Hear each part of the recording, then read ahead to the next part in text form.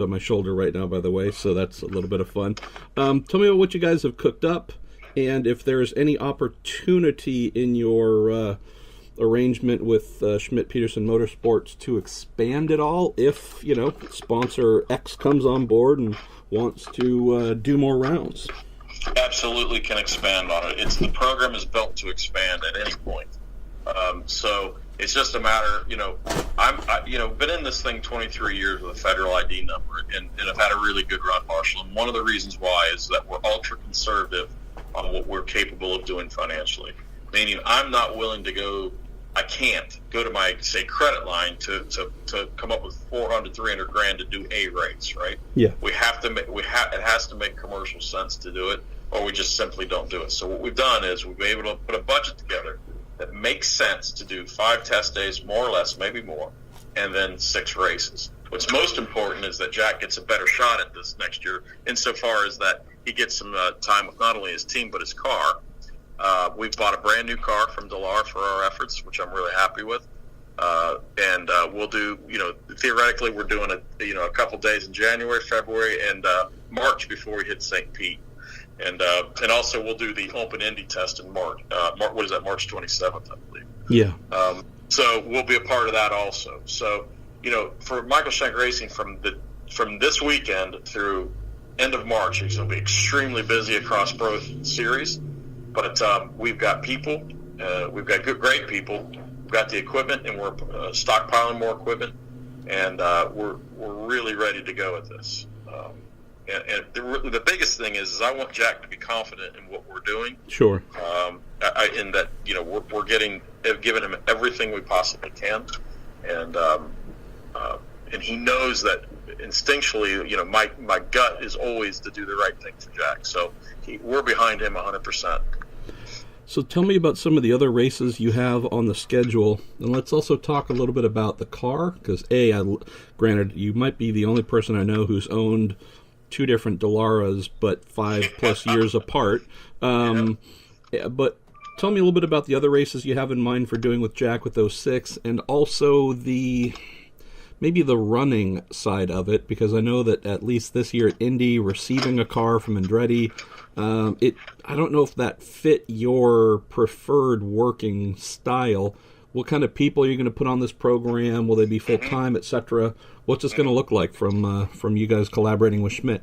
Yeah, great questions. We're adding people. We're adding a couple full-time people for that effort, and then we'll have some of the sports car guys will work on the car also. So we've kind of spread the load, because if you think about this, Marshall, we're only doing 1 full-time and 1 part-time car as of today. Yep. So, but I have enough people to run 2, so I'm able to move some people around that want to be moved around. So some of the guys, so we restructured our team so that the guys that want to do the NAC and IndyCar, it's almost a perfect job. They get to do the sports car when we have that work, and then they go to the IndyCar when we really transfer to that time. The only tricky part is January to March, as you can imagine. So once we get clear of March 31st, then it becomes much, much easier for us. But we brought on people that are IndyCar experienced. Our race engineer is Will Anderson, who is a young guy from Sam Schmidt's. There's an opportunity to be a race engineer. So Will be our leader in the engineering side. And then Ryan McCarthy is one of my race engineers on the sports car side. Will help him and also do the dampers on the IndyCar. And so, what I'm trying to make sure is that most of the group my group knows each other, has worked with each other. Truly, the only really guy that's outside that is Will, and we already know him pretty well by now. So I think everybody that's on my program that's in the IndyCar and the sports car want to do it. And that's half the battle. They want to be there. And where will we see this lovely car? And tell us the car number as well and the sponsors for that. Sure. Where will we see this, or what events will people be able to see this next year? So we're going to start at St. Pete, then roll to Long Beach, and then roll to the Indy 500.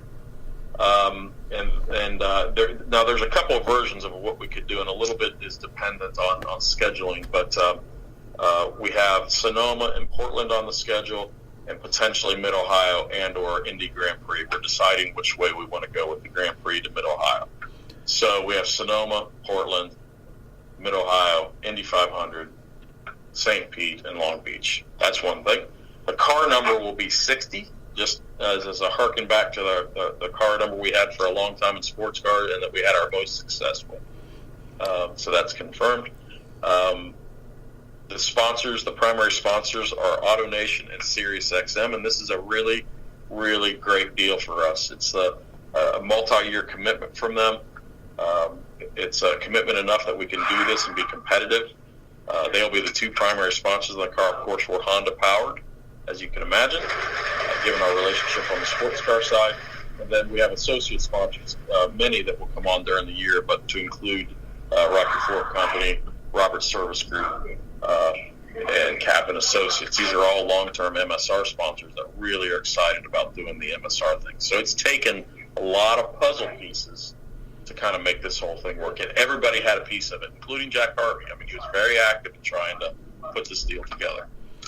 Well, I'm happy to say the $9.95 my wife and I have spent per month since about 2005 on Sirius and XM. Glad to consider ourselves a personal small sponsor of the team there. Awesome. And again, for folks who listen to my podcast, you know that I rarely ask people to talk about their sponsors because we're not here to do plugs. But I asked Mike to mention them for a specific reason, and it comes back to one thing that Michael Shank represents and continues to represent, and that's a guy who loves racing, who wants to be involved, was involved as a driver, moved into team ownership, and has done this based on passion and personality and skill.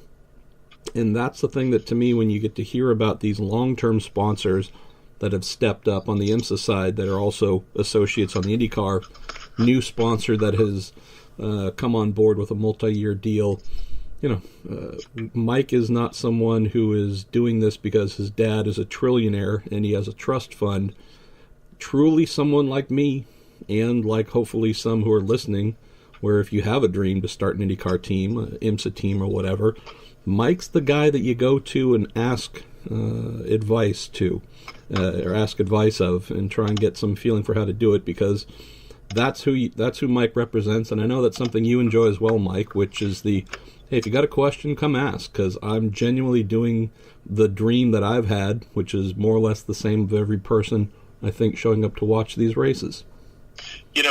It's funny that you bring this up, because you can look at this from the outside. You have two major multi-billion-dollar companies in AutoNation and SiriusXM, and they come to MSR when they could easily go to other teams, maybe more established or something like that. But what I think this speaks to, and we all speak to, at some point in your career, when you're as passionate as I am, or you keep trying and you keep swinging, someday there are going to be key people and key moments in time that are going to say, you know what, we believe you, and we believe in you, and this is why we're going to do this. And that's exactly what happened in this. For me, also, another person that helped a ton was Jim France. We can talk for hours about that. But I'm just telling you, in this world, you have to have someone, when you come from where we come from, you have to have someone or an individual or companies that say, you know what, I believe you can do a better job if you're given the right tools. And they go with you. And that's what happened with Acura last year. When Acura had choices besides my team to run those GTD cars, they went with us because they trusted my passion and that we could run this team. And that's what's happened here. It's the same thing. You got to set super high standards. You got to be really cognizant of first impressions. You have to get results at the end of the day. And that's exactly why this has happened. They're putting their faith in me that we can get this done. See, and I'm living proof, too. The local chapter of Girl Scouts gave me a half-eaten box of Girl Scout cookies as my first sponsor for the Marshall Pruett Podcast. So, see? That's awesome. Yeah, just luck, huh? If you have faith. Well, You've got things to do, and I'm holding you up from, finding more money, signing more drivers, and plotting excellence and world domination next year. Mr. Shank, as always, not only do I appreciate your time, but happy for you, man. Thank you, dude. Truly happy for you. You're, like I said, you're someone who's built this from the ground up, and nothing against those who come into the sport with tons of money and spend it freely, but when you can start with nothing and turn it into a 2-car IMSA program and expand into IndyCar with 6 races, That is a feel-good story. You got your Christmas present early, brother. I'd say so. I'm truly appreciative, and we encourage all people to come out and support us and root for us and come engage with us at the tracks, wherever it may be. We're always here for you. And that was Michael Shank, as he encouraged, and he does mean it. If you're at a race, if you're at an IndyCar event, you're at a sports car event, stop by and say hi. Pick his brain. He's usually pretty busy, but he also loves engaging with those who love motor racing. And you'll find that, frankly, with a lot of folks in most paddocks who will happily say hello, chat for a moment or two. If you see Michael and he is standing in or around his transporter and isn't immediately busy, he is a little bit of a rare bird in that if you walk up and say hello, introduce yourself, ask a couple of questions, the more insightful, the better. Hey, could you tell me how this works? Or how does this thing come together and what you do? He's a guy who'll sit there and tell you. He's not big about secrets and trying to make stuff into this black art and, we'll just skim the surface only. He's the kind of guy who'll walk you into the garage. If you've got a question about how chassis setup works, if he can, he is the guy who'll grab you, hey, come on in, let me show you. You want to know some of the stuff on the business side. He's usually very open. He might not tell you exactly what his budget is for the year, but again, Mike is one of those guys, definitely of the pay it forward mindset, and that's one of the great assets that he brings to what he does, and also why the guy is so respected and so loved by a lot of folks, and now in multiple paddocks. All right, Marshall Pruett. This is the Marshall Pruett Podcast. Thanks for listening.